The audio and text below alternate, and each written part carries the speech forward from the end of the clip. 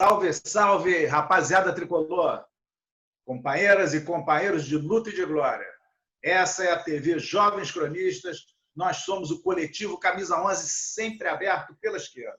Sábado, dia 1º de agosto, 16 horas, está começando o Espaço Camisa 11, uma tribuna para debate sobre futebol, política, cultura.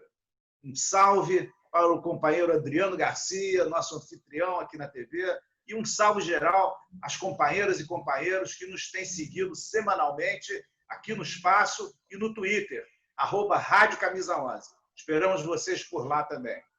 Hoje, Cezinha Lima e eu, Marco Porto, vamos trocar passos com outro membro do nosso coletivo, o companheiro Rui Roosevelt. Já já vamos rolar a bola para o Rui.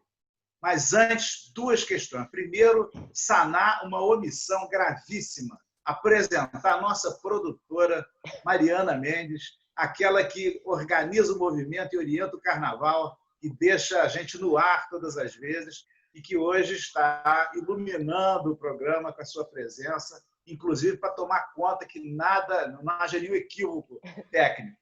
E a segunda coisa, Cezinha, aliás, a Mariana é autora intelectual dessa segunda coisa. Temos aí uma novidade para anunciar? Mariana, Cezinha? Agradecer a Mariana a arte, a ideia de que tenhamos brindes, valorizando a marca do Camisa 11. Hoje estamos aqui com nossa caneca chopeira do Camisa 11. Maravilha, maravilha. Saúde. 13 anos de uma caneca. Todos os convidados O Rui esqueceu da dele, tá certo. Bom, vamos dar o pontapé inicial, Rui. Queria te apresentar rapidamente. O Rui é um experiente quadro político, ex-dirigente do Sindicato dos Bancários, ex-dirigente da CUT, do Partido dos Trabalhadores, e que, muito honrosamente para nós, desde a criação do coletivo, ele passou a defender nossas cores. E acho que é o ponto alto da carreira dele, aqui no coletivo Camisa 11. Rui, explica para a gente o que está acontecendo na Câmara dos Deputados. O Bozo disse que não ia praticar a velha política, ia ficar só com as bancadas BBB, aí prenderam o Queiroz, ele ficou meio inseguro, abriu as portas para o Centrão. Agora, recentemente, o Fundeb foi aprovado, quase unanimidade.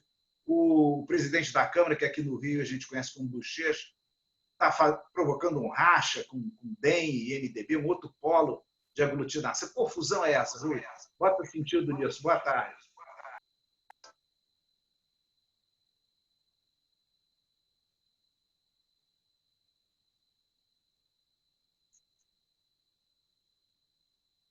Você tem de entender é que desde 1946, as constituições brasileiras, evidentemente que não no período da ditadura militar, mas tanto a Constituição de 46 quanto a Constituição de 48 estabeleceu um regime político que necessariamente, para o Executivo ter maioria no Congresso, ele tem de fazer um governo de coalizão. Ou seja, ele sozinho, nenhum governo, desde 46 até hoje, saltando aí o período da ditadura militar, consegue fazer maioria no Congresso. Para ele ter essa maioria, ele tem de coligar com outros partidos para ter essa maioria. E coligar com outros partidos é ceder espaço no governo para fazer a maioria no Congresso e aprovar os seus projetos. O governo Bolsonaro ele tentou reverter esse processo, dizendo que a velha política estava acabada e ele iria fazer uma nova política. A nova política dele consistia em fazer um governo de coalizão, mas com bancadas temáticas. E organizou as bancadas temáticas, a bancada evangélica, a bancada do agronegócio, a bancada da bala, a bancada do boi, a bancada da Bíblia, né? No Congresso se chama os 3 Bs, bancada do boi, da bala e da Bíblia, para tentar fazer o seu governo e aprovar no Congresso as suas propostas. Acontece que essas bancadas elas têm um acordo específico naquele tema da bancada. Se é bala e só. Se é boi e só. Se é Bíblia e só. E o Congresso não é isso. O Congresso ele discute amplos problemas. E aí quem define a postura dos parlamentares são os partidos. Quando ele viu que a bancada do boi, a bancada da bala, a bancada da Bíblia não estava funcionando, ele resolveu voltar à velha política e fazer um acordo com os partidos do centro no intuito de, primeiro, criar condições de barrar o seu impeachment. Segundo, tentar aprovar as suas propostas, que até então ele estava tendo um insucesso total com as suas propostas no Congresso. Fez-se o tal chamado blocão, outros dizem centrão, que constituía de 221 parlamentares. Acontece que a política é dinâmica e agora começa-se a discutir quem será o novo presidente da Câmara. O presidente da Câmara ele tem um poder fenomenal, porque ele controla a pauta da Câmara. Ele dita o ritmo das reformas, dita o ritmo das proposições que a Câmara vai imprimir na política. Por exemplo, o Rodrigo Maia, que mostrou-se um grande quadro, um grande líder, enquanto presidente da Câmara, e conseguiu aprovar, sobre a batuta dele, a reforma trabalhista, ainda no governo Temer, a reforma da Previdência, apesar do Bolsonaro, que só colocou pedras no caminho, e agora, isso aí já é o passado, e agora a nova legislatura, o novo presidente da Câmara, ele tem 2 tarefas fundamentais. Eu diria 3. Primeiro é a reforma tributária. Então, é uma reforma dificílima, porque ela tem de contemplar todos os 26 estados, mais o Distrito Federal, e tem de contemplar os 5.570 municípios. Porque a nossa república ela é formada pelos estados e pelos municípios. É uma federação, né, que federa os estados e os municípios. Um pouco diferente da federação dos Estados Unidos, que federa só os estados. Aqui também federa os municípios. A federação consiste em autonomia financeira de cada estado e de cada município.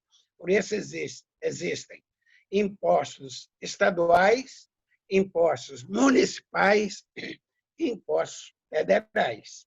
Rui, então, mas a minha questão é a seguinte: estava tudo isso arrumadinho, pacificado, por que essa desarrumação agora? Essa desarrumação é quem vai ser o dono da pauta, quem vai ser o presidente da Câmara. Quem vai sentar em cima dos pedidos de impeachment. Exato, e quem vai articular, quem tem capacidade de articular os partidos para chegar a um consenso sobre a reforma tributária e a reforma administrativa.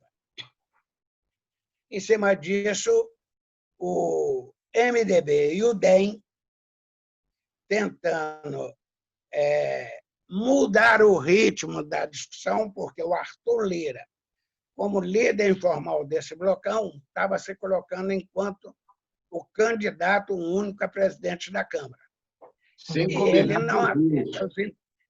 Ele não atende aos interesses nem do MDB, nem do DEM, nem do PSDB, nem do PSD. E ele mostrou uma incapacidade muito grande nessa votação do Fundeb, que foi uma votação quase que por unanimidade, 499 votos a 6.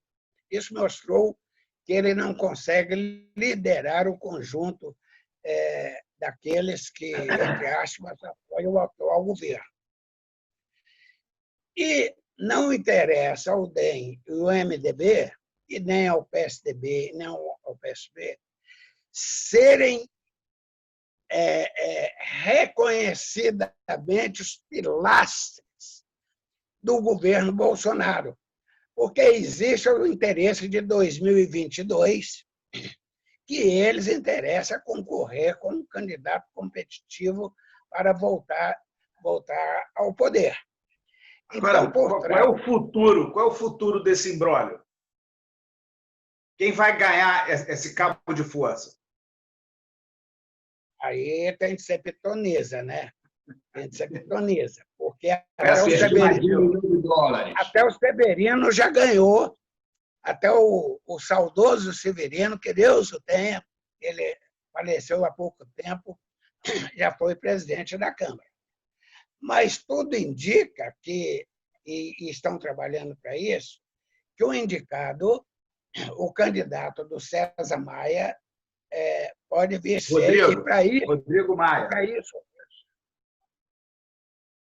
que deve ser o Baleia Rossi, que é um dos candidatos, e concorre também um outro nome do DEM, ou seja, todos entre eles, para ser o novo presidente do DEM. Mas, evidentemente, que outros blocos já estão sendo formados. Por exemplo, um bloco que acaba de romper também com o Centrão, PTB, PP, PL, Solidariedade, vão fazer outro bloco, que provavelmente também lançarão um candidato a presidente da Câmara. Mas isso, em geral, é só para negociar mais na frente, né? Muitas vezes essa candidatura não chega até a eleição. Muitas vezes essas candidaturas é para negociar, primeiro, participação na bancada, na mesa. Segundo, fundamentalmente, são as comissões permanentes. Quem vai ser o presidente da comissão, que é cargo importantíssimo, e quem vai ser o relator. Por trás de tudo isso aí, envolve indicações, empregos e tudo mais. Então, o que está isso aí? Rui, pelo que eu estou entendendo, então, há duas variáveis fundamentais nesse processo. É a eleição da presidência da Câmara, do novo presidente, do sucessor do Rodrigo Maia, e já o horizonte de 2022. Quem tem a aspiração de ter candidato próprio pode até ter algum alinhamento, mas um alinhamento frouxo, provisório, já programando correr em faixa específica a seguir. É isso? Exatamente. O rompimento do blocão, evidentemente, é PSDB, PSD, MDB, DEM, eles vão querer se unificar em um candidato único para concorrer contra Bolsonaro ou alguém dessa faixa de extrema-direita. E, além disso, ainda tem a oposição, a posição de centro-esquerda e de esquerda. Mas esse processo, em geral, é muito pouco ideológico, né? Prevalece mais os interesses internos. É isso? Só interesses internos. Só interesses internos e interesses políticos, né? Sim, que é evidente. Sim, mas ideológico não. Mas, olha bem, o Fundeb... Deixa eu aproveitar esse gancho aí do Marco. Deixa eu aproveitar esse gancho do Marco, deixa eu te perguntar. Os interesses sempre foram muito paroquiais, individuais.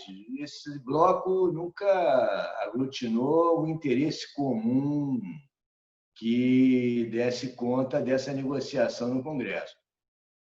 Você acha que o comportamento do Arthur Lira enquanto liderança do bloco, na votação do Fundeb, foi mera incompetência política, ingenuidade política, ou ele tinha o interesse real de tomar o pulso das diferentes forças que estavam ali no bloco? Eu acho que foi incompetência total de política. Por quê?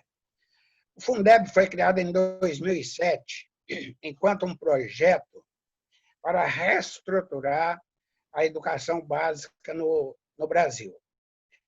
Foi criado pelo Fernando Haddad e ele tinha um prazo até 2020 para ele ser reavaliado, porque a educação tem que ser tudo a longo prazo. Para ele ser reavaliado e melhorado. Eles estão discutindo, a comunidade da educação está discutindo a avaliação do Fundeb desde 2016. O governo, durante todo esse tempo, o governo Bolsonaro, desde 2019, boicotou essa discussão. O seu ministro da Educação não comparecia, não promovia e não ajudou nessa discussão. Mas ele tem vida própria. E ele chegou agora, por causa ele termina em 2021. Chegou agora o momento da sua votação. O governo, em cima da hora, tenta desqualificar ou mudar o conceito do Fundeb. Evidentemente que o Rodrigo Maia, que é um primeiro-ministro hoje, falou nada disso. O Fundeb hoje ele é tão importante para os municípios. Gente, está dando problema aqui. Para os municípios, todos os municípios, mas principalmente para os pequenos municípios, que ela chega a ser a mola mestra da economia desses municípios. E fundamentalmente o que faz desenvolver a educação básica no país, é esse Fundeb. Então, ele deixou de ser um projeto do governo Lula ou do governo Dilma e passou a ser um projeto de Estado. É política de Estado, né? Na Constituição nem cabe veto. Então, se o Congresso tivesse acabado com o Fundeb em 2021, iria desestruturar toda a política dos municípios, botando em risco as eleições de 2022, botando em risco a capacidade dos setores burgueses, dos setores reacionários, construírem candidaturas competitivas. O Rodrigo Maia tinha visão disso. Agora, né, Rui? O Rodrigo Maia tinha... Porque ele vai até dezembro de 2020. As consequências viriam em 2021 para frente. Sim, o Rodrigo Maia, sabendo disso, ele articulou o seguinte: olha, se a gente não aprovar o Fundeb, quem vai perder vamos ser nós e quem vai ganhar vai ser a esquerda. É isso, foi isso. Se acabar com o Fundeb hoje, a gente perde, a esquerda volta ao mandato. É a mesma coisa se acabar com o Bolsa Família. É a mesma coisa. Se acabar com o Bolsa Família, desestrutura a economia, principalmente do Nordeste ou dos estados mais pobres. Eles não podem acabar com o Bolsa Família. Tanto é que estão tentando batizar o Bolsa Família de outro nome, mas mantendo a sua estrutura.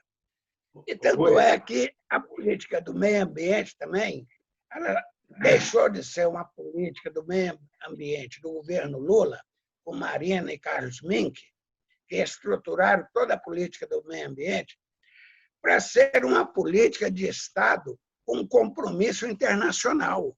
Então, quando o Salles, o ministro do Meio Ambiente, tenta desestruturar toda a política do meio ambiente, as repercussões internacionais são muito fortes, são mais fortes do que a repercussão interna.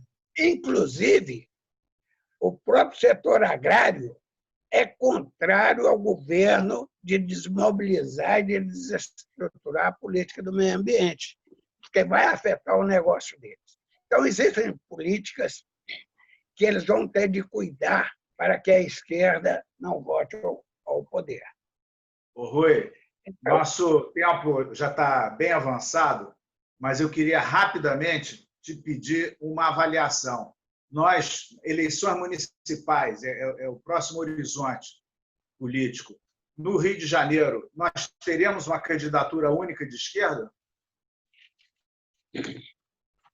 Infelizmente, não. Esse trabalho foi feito. Primeiro, a gente tem de ter claro o seguinte: por que uma candidatura única de esquerda?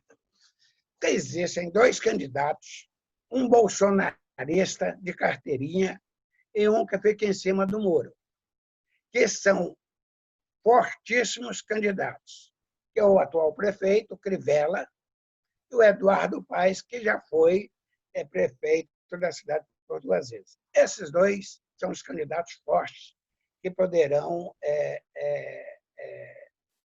ganhar as eleições, o mais provável. Uma candidatura de esquerda única, ela teria amplas condições de chegar a um segundo turno para disputar ou com Crivella ou com Eduardo Paes. E o nome da esquerda, que pretensamente poderia organizar a esquerda em torno de um nome, era o Freixo. Entretanto, a política ela não vive só disso. O Ciro Gomes ele é candidatíssimo a presidente em 2022.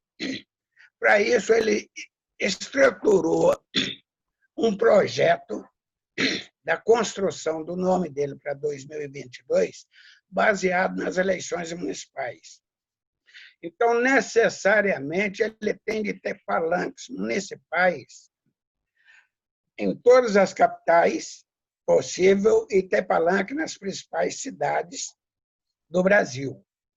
Por isso, ele não aceitava, o PDT não aceitava ter uma candidatura única da esquerda no Rio de Janeiro, e não aceitou. Trouxe o PDT com ele o PSB. Refém do Ciro Gomes, né? O Ciro Gomes é dono do PDT. Dono do PDT hoje. Ele trouxe junto com ele o PSB nessa política. O Molon foi quem sancionou essa política do PSDB numa atitude muito antipetista e anti-PSOL, infelizmente. O Molon é um grande quadro, um grande candidato, mas embarcou nessa política do Ciro Gomes.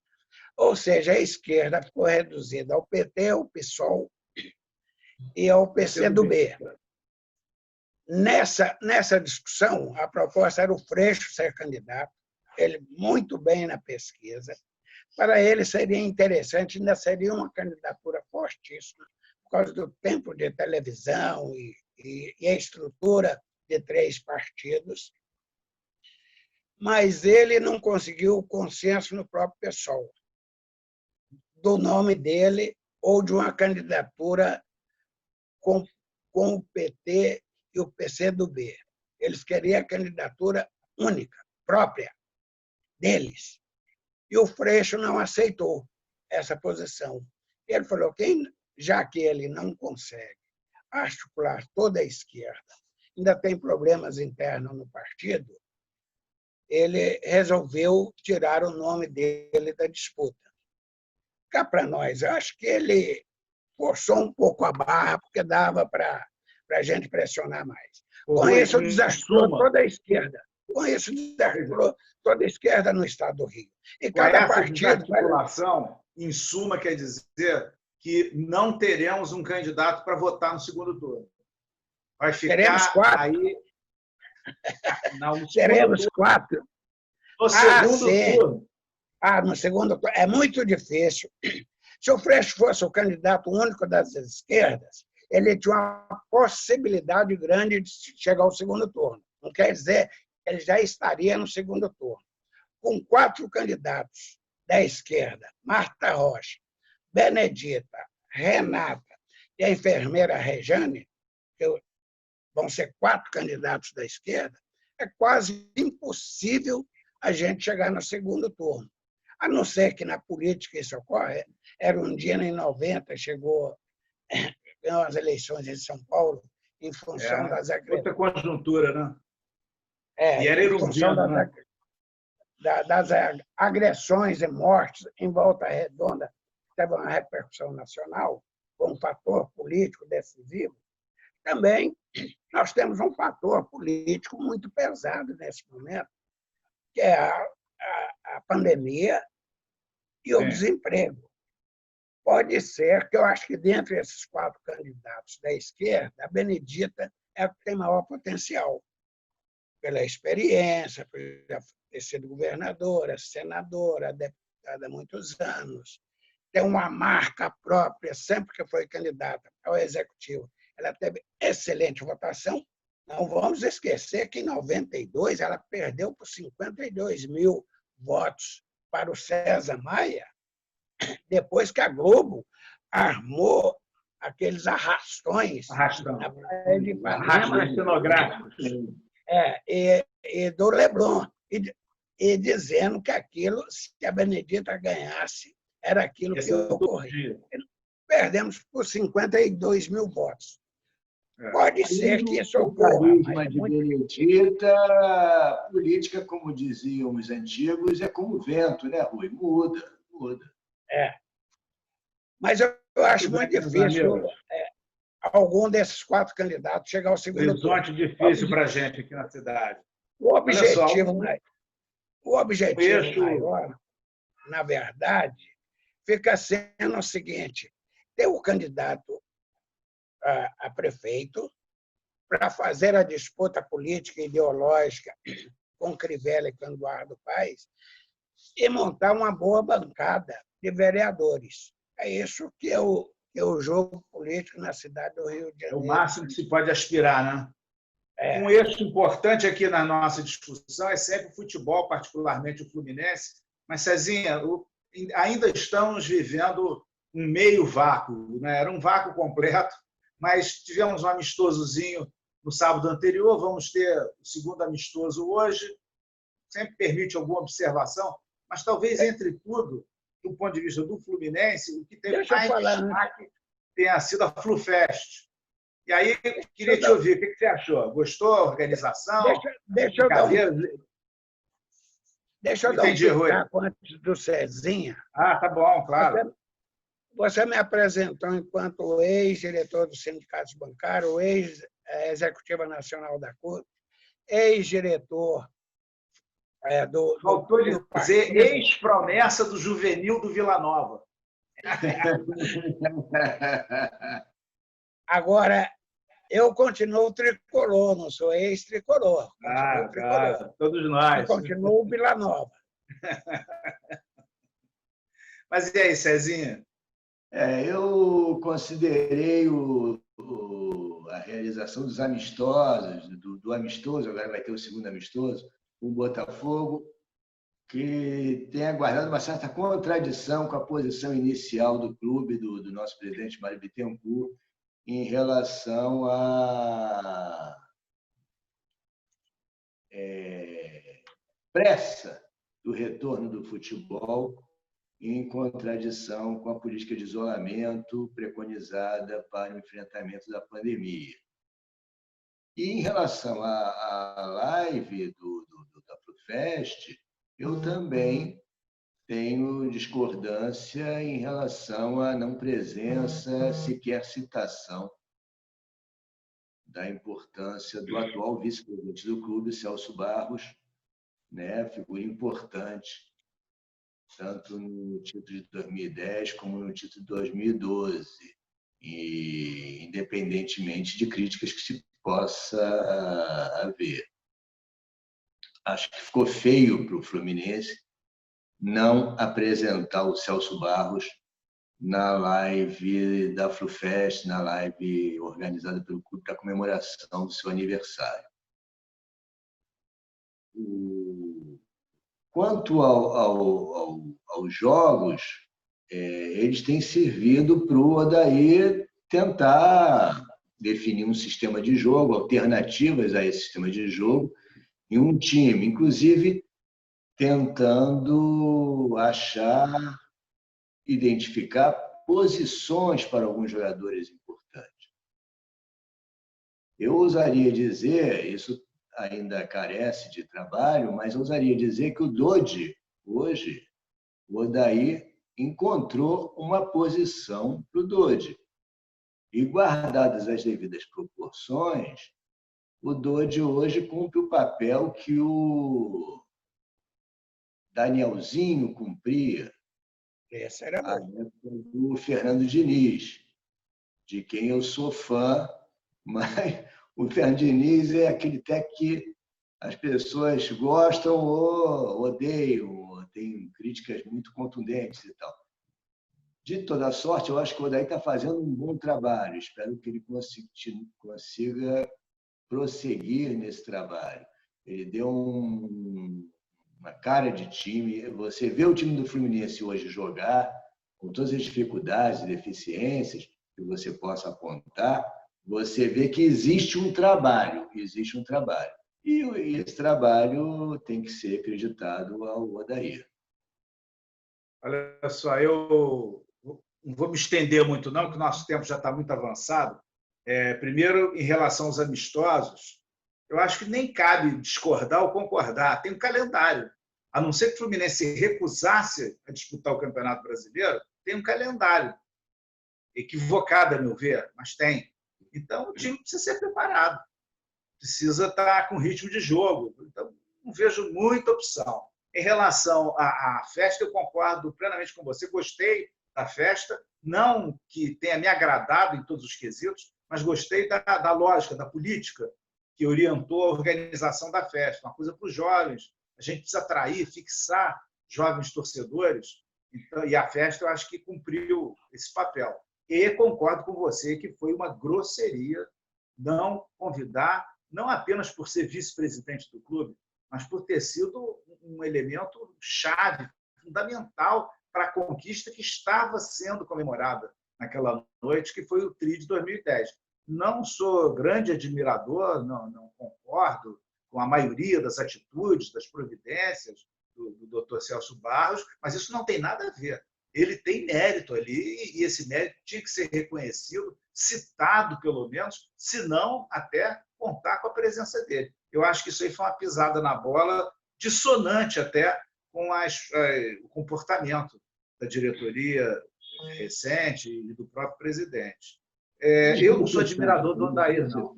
Acho o Odair muito retranqueiro e acho que, sei lá, não sei, vamos ver o que vai acontecer no Brasileiro. Pensando em brasileiro, o jogo do Sub-23 é tão importante quanto o do time de cima, porque mesmo com um bom time não se vai longe num campeonato longo de pontos corridos, precisa ter elenco. E aí é preciso ver dessa garotada que disputava um outro esporte, que é futebol na base, se eles vão conseguir com a mesma eficiência disputar futebol em cima, que é um esporte muito parecido, mas é diferente. Né? Outro esporte. Pois é. Daqui a pouquinho vamos ver isso. Deixa eu fazer uma pergunta ao César. Ô, Cezinha, você que é o meu orientador, o Marcos também, sobre as questões tricolores, o Ganso tem espaço nesse time com o Odair? Eu espero que sim. Eu considero o Ganso um extraordinário jogador.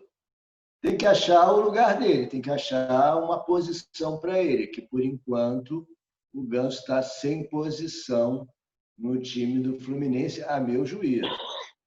O Ganso é um jogador de uma qualidade técnica, uma visão de jogo, de uma leitura de jogo impressionante. Teve 2 contusões muito sérias, que deixaram o atleta com pouca como se diz hoje, com pouca intensidade de jogo. Mas considero que possa ser um jogador útil para o time do Odair, desde que o Odair consiga identificar uma posição para o Ganso. Olha, como é consagrado se dizer no futebol, futebol é momento. Então, o que a pessoa poderá ser, o que o jogador já foi, interessa pouco na hora de botar o time em campo. É uma perspectiva, é uma coisa a se pensar, mas não tem o peso que teve ou que terá. É preciso ver naquele momento. E aí, neste momento, eu acho que o Ganso, no Fluminense, cumpre o papel de uma esfinge. Quem não conseguir decifrá-lo, por que ele não disputa uma bola, não estica o pé, não corre, não demonstra empenho, será devorado. Seja o salário dele ajuda a devorar as parcas finanças do clube, seja a atuação dele em campo. Porque a gente joga com -1. Mas o Ganso tem categoria. Talvez seja o jogador em atividade no Brasil com mais categoria. Isso eu nem discuto, não dá para discutir. Agora, qual o papel dele para um empreendimento coletivo, como é um time de futebol, aí, lamentavelmente, neste momento, eu duvido. Isso não pode mudar? Pode. É difícil você ensinar alguém que não sabe jogar bola começar a jogar. Alguém que sabe, pode ser que mude. Agora, não estou vendo um processo de mudança. Se mudar, vai ser uma coisa súbita, muito bem-vinda, mas uma coisa súbita. Não parece. Aliás, ao contrário, eu acho que ele já jogou mais, já se empenhou mais do que tem feito. Claro, jogador com os problemas físicos, na idade dele, tem disputado pouco tempo dentro das partidas, tudo isso pode influenciar. Mas a questão é essa. Aí bota mais tempo, o time fica por mais minutos durante o jogo, com um jogador com menos combatividade, é o enigma que precisa ser decifrado. Senão, seremos devorados. O Daí será devorado e nós seremos devorados. Mas você há de concordar comigo que deve ser mais viável, mais factível fazer de um jogador com a qualidade técnica do Ganso, com a competência técnica do Ganso, um jogador mais combativo, do que fazer de um jogador combativo, sem competência técnica, adquirir essa técnica e essa visão de jogo. Em tese. É uma aposta, concordo em tese, sim. Em relação à análise, mas é uma aposta. Em tese, sim. Agora, primeiro, depende da função. É para desempenhar qual função? Dependendo da função, a tese até se reforça. Agora, o nosso ídolo, nosso referencial, Nelson Rodrigues, dizia que em futebol o pior cego é o que só vê a bola. Então, a gente não pode ser um idiota da objetividade. Há outros fatores. Eu não vivo, vocês também não vivemos o dia a dia, a vida interna do clube. Além da questão física, além da questão técnica, que é indiscutível, quem sabe pode haver outros fatores aí que estão atrapalhando o desempenho dele. Então, não é uma regra de 3. Se isso assim, se aquilo outro. Não é, a vida não é assim, futebol não é assim. Em suma, eu acho que é uma grande incógnita e acho que ele está desempenhando um papel de uma esfinge que corre, de uma maneira ou de outra, tecnicamente, financeiramente, corre o risco de nos devorar. Meus amigos, tempo regulamentar esgotado. Muito obrigado a todos, obrigado ao Rui e até o próximo sábado. Saudações tricolores. Saudações. Saudações tricolores.